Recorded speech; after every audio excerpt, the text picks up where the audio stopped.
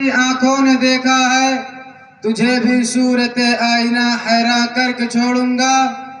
الحمدللہ الحمدللہ وحدہ والصلاة والسلام على من لا نبی بعدہ. وقال اللہ تعالی اعوذ باللہ من الشیطان الرجیم بسم اللہ الرحمن الرحیم. ادعو الى سبیل ربک بالحکمت والموعظۃ الحسنہ. وقال اللہ تعالی فی موضع آخر لا اکراہ فی الدین. کچھ لوگ بوئے گل سے پریشان ہیں آج کل، ہر چندہ ان سے کوئی عداوت نہیں مجھے. کہتا ہوں صاف صاف عزیزان محترم، کہتا ہوں سچ کی جھوٹ کی عادت نہیں مجھے. مشفق مکرم اساتذہ کرام اور رفقاء اعظام، اسلام ایک ایسا آفاقی مذہب ہے جس کی جملہ تعلیمات نہ صرف مسلمانوں کے لیے بلکہ پوری انسانیت کے لیے امن و امان کا ضامن ہے. اسلام میں جہاں ایمان و یقین، زہد و تقوی، عفت و پاک بازی، شرم و حیا، عدل و انصاف، رحم و کرم، امانت داری و خودداری، حق گوئی و بے باکی جیسے اخلاق حسنہ کی ترغیب ہے. اس لیے روز اول ہی سے اسلام کی روشنی اتنی تیزی سے پھیلی کہ دنیا والے حیرت میں پڑ گئے، اور دشمنان اسلام دروغ گوئی سے کام لیتے ہوئے بباغ دول اعلان کرنا شروع کر دیا. اسلام کی اشاعت تلوار سے ہوئی.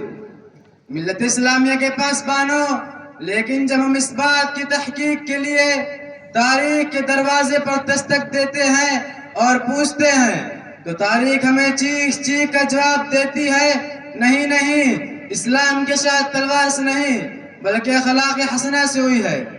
کیونکہ اگر اسلام کے شاید تلوار سے ہوتی تو بتاؤ کہ حضرت ابوبکر صدیق رضی اللہ تعالیٰ عنہ پر کس نے تلوار اٹھائی تھی؟ زید بن حارثہ پر کون حملہ آور ہوا تھا؟ حمزہ جیسے دلیر کو کس نے آنکھیں دکھائی تھی؟ عمر جیسے بہادر کو کس نے دھمکایا تھا؟ بلال و صہیب رضی اللہ تعالیٰ عنہ کو اسلام کے نام پر تڑپنے کے لیے کس نے مجبور کیا تھا؟ سن 8 ہجری میں کفار مکہ پر دامن اسلام سے وابستہ ہونے کے لیے کون دباؤ ڈال رہا تھا؟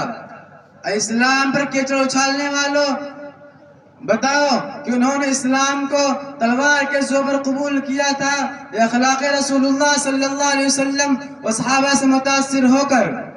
بولو بولو، تمہاری زبانیں کیوں خاموش ہو گئی؟ تم بولتے کیوں نہیں ہو؟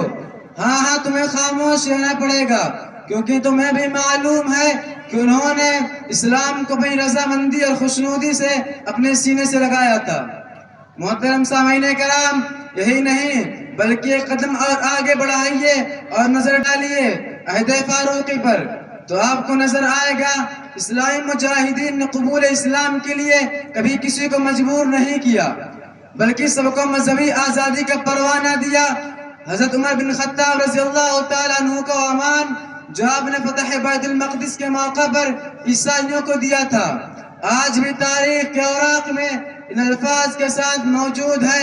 ان کے گرجاؤں میں سکونت نہ کی جائے، نہ ان کو نقصان پہنچایا جائے، نہ ان کو ڈھایا جائے، اور تو اور ان کے سلیبوں اور مالوں میں کچھ کمی نہ کی جائے، اور تو اور ان پر مذہب کے بارے میں کوئی جبر نہ کیا جائے. اے کل کے اندھو، کیا تمہیں تحریر نظر نہیں آتی جن میں صاف صاف مذہبی آزادی دی گئی ہے؟ اسلام کے چہرے کو مسخ کرنے والوں، ابھی اور آگے بڑھو اور ان خطوط کا بھی مطالعہ کرتے چلو جو حجاج بن یوسف جیسے جابر و ظالم گورنر نے فاتح سندھ محمد بن قاسم کے پاس بھیجا تھا. حجاج بن یوسف صاف صاف لکھتا ہے ان کی عبادت گاہیں مسمار نہ کرنا، ان کی مذہبی پیشواؤں سے چھیڑ چھاڑ نہ کرنا، اور تو اور ذرا لمبا سفر طے کیجیے اور فاتح بیت المقدس سلطان صلاح الدین ایوبی کی رحمدلی و فیاضی کا تذکرہ سنتے چلیے. اس نے بیت المقدس کو نہ صرف خون خرابے سے بچایا تھا بلکہ تمام عیسائیوں کو خیر و عافیت سے نکلنے کا موقع بھی دیا تھا. اسی رحمدلی سے متاثر ہو کر لین پول نے لکھا ہے وہ جلالت و شہامت میں یکتا اور بے مثال شخص تھا. محترم سامعین کرام، ایسی تاریخ کی ایک ہلکی سے جھلک جن کو میں نے آپ حضرات کے سامنے پیش کی، جس سے بات بالکل واضح ہو گئی کہ اسلام کا چراغ ظلم و زور اور تشدد کے تیل سے روشن نہیں ہوا، بلکہ اس میں اخلاق حسنہ کا روغن ڈالا گیا۔ مزید وضاحت کے لیے آپ دور حاضر پر نظر ڈالیے اور غور کیجئے، آج اسلام قبول کرنے والوں کو کون مجبور کر رہا ہے؟ آخر یوسف یوحنا کو محمد یوسف بننے کے لیے کس نے زبردستی کی؟ یورپ و امریکہ میں اسلام اتنی تیزی سے کیوں پھیل رہا ہے؟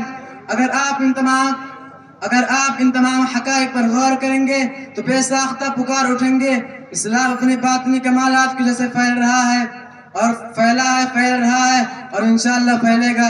اللہ تبارک و تعالیٰ سے دعا ہے کہ اللہ تعالیٰ ہمیں اور تمام امت مسلمہ کو اسلام کا صحیح ترجمان بنائے۔ وآخر دعوانا الحمدللہ رب العالمین۔